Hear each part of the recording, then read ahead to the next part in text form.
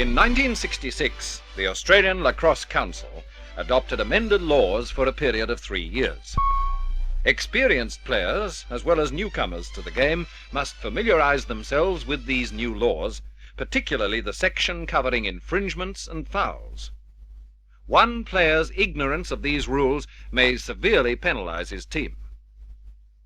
This film's brief review of the infringement section aims to help players avoid this unhappy consequence.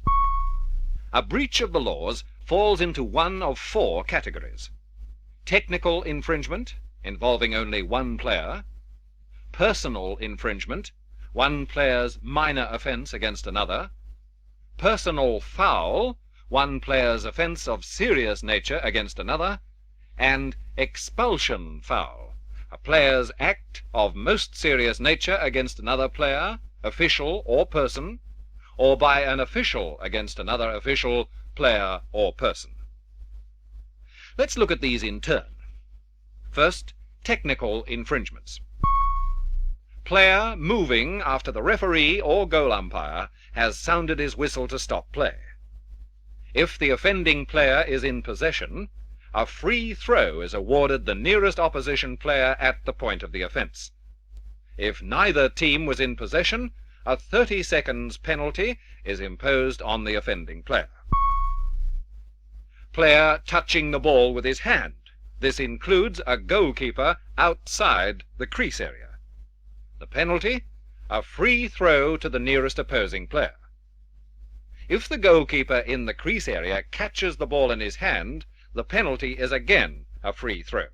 This is awarded to the closest opposing player at the nearest penalty spot. Ball wedged firmly in cross. The penalty for failure to dislodge the ball immediately is a free throw to the nearest opposing player. Withholding the ball from play. A player may not lie or stand on the ball or deliberately withhold it from play with his cross, body, or personal equipment. The penalty, a free throw to the nearest opposing player. Throwing the cross at the ball. This is not permitted in any circumstances. The penalty, a free throw to the nearest opposing player. A player is out of play when not in possession of his cross at any time in a match. The penalty for taking part without a cross is a free throw to the nearest opposing player or to the player affected by the offense. A player in the bench area or under penalty cannot take any part in play except under the substitute law or on expiry of the time penalty. For a breach of this rule, the penalty is a 1-minute suspension of the offending player and a free throw to the nearest opponent. At each center face-off, all players must be confined within their restraining areas until the referee sounds his whistle for commencement of play. Breach of this rule incurs the penalty of a free throw to the opposing center player to be taken at the center. A player in possession of the ball or trying to obtain possession may not protect his cross with his hand or arm. The penalty is a free throw to the nearest opponent. An individual who delays play is guilty of a breach incurring a 30-second penalty. If the offending player was in possession, his nearest opponent is awarded a free throw in addition. Incorrect substitution or incorrect movement into or out of the penalty box are illegal acts for which a 30-second suspension is imposed on the offender. If an unauthorized official enters the field of play at any time except in the half and three-quarter breaks, or commits any other illegal action for which no penalty is specified, the home player of the official's team is suspended for 30 seconds to 3 minutes at the referee's discretion. No player is permitted to wear illegal or faulty equipment. If the referee detects such equipment, he will not permit the offending player to take any part in the match until he has repaired or replaced it. If the player has to leave the field to do this, he may be replaced by a substitute. Now we move to personal infringements.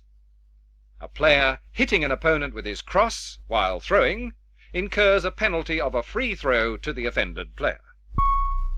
It is illegal for one player to grasp an opponent's cross, body, uniform, or equipment with his hands, arms, legs, feet, or cross. The penalty is a free throw to the offended player. Tripping with the cross or by other means is illegal. If the offending player is in possession of the ball, a free throw is awarded to the player against whom he committed the offense. If the offender was not in possession, he goes to the penalty box for 30 seconds. A player is not permitted to run in front of or interfere in any way with an opponent to keep him from the ball until the opponent is about to take possession. Nor is it permissible for a player not in possession of the ball to interfere with another pursuing an opponent. But this rule does not prevent the use of a body check against an opponent in a ground scuffle. The penalty for a breach is a free throw to the offended player. A player may not check an opponent who's not in possession or about to take possession of the ball.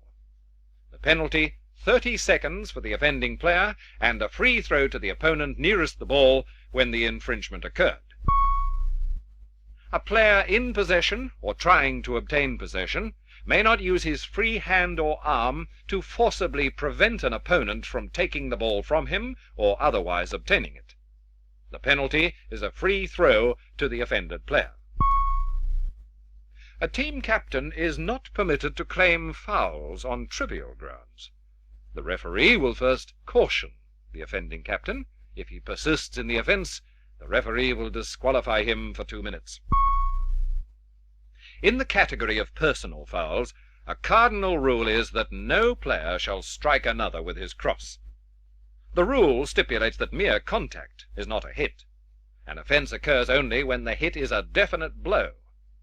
The penalty for a player swinging or checking with his cross on another player's body is 1 to 3 minute suspension. A player who swings wildly with his cross or throws it at another player incurs a 3-minute penalty.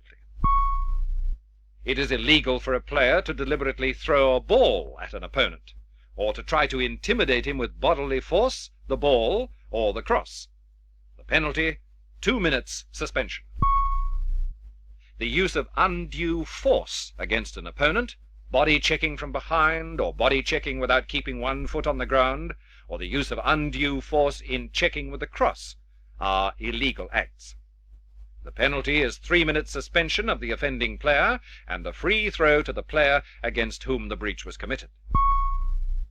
Checking in an upward direction is not permitted, although a player may lift an opponent's cross when trying to get possession of a ball on the ground.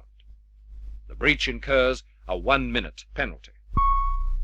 Jab checking, which means extending the head of the cross in a forward jabbing motion, is illegal and brings the offender a 1-minute penalty. A similar penalty is imposed for square checking, the act of checking with a section of handle between the hands. The horizontal check, which means swinging the cross horizontally to left or right in checking an opponent's stick, also is illegal, incurring a 1-minute penalty. A check may only be made vertically or obliquely. Now we come to expulsion fouls. Unsportsmanlike conduct is any breach of the principles of good sportsmanship. A referee may caution or send off for 1 minute a first offender. A second offence brings a 5-minute penalty. The referee may order from the field for the remainder of the match a player who deliberately strikes another with his cross or otherwise. He may also report the offender to the controlling body. If the offender is a team official, the referee may issue a first offence caution or suspend the home player of the official's team for 1 minute. If the official offends again, his home player is suspended for 5 minutes. The referee will caution any other official for a first offence. For a second breach, he may report the offender to the controlling body. The referee may expel from the match any player guilty of continued unsportsmanlike conduct, or one who persists after being cautioned in committing personal fouls. The referee may also report these offenders to the controlling body. Neither may be replaced by a substitute until 5 minutes after the offender has left the field.